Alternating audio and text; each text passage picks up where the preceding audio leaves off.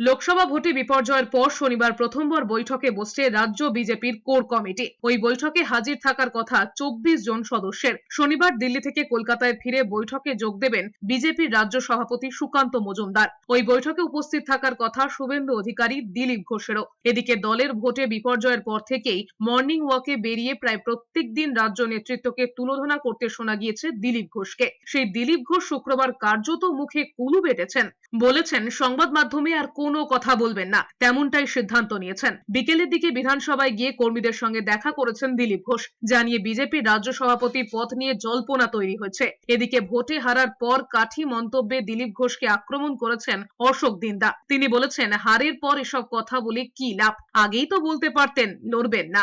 আজকে আমি ময়না থেকে জিতেছিলাম, সেখানে 1260 ভোটে জিতেছি, এখন 10,000 লিড আছে।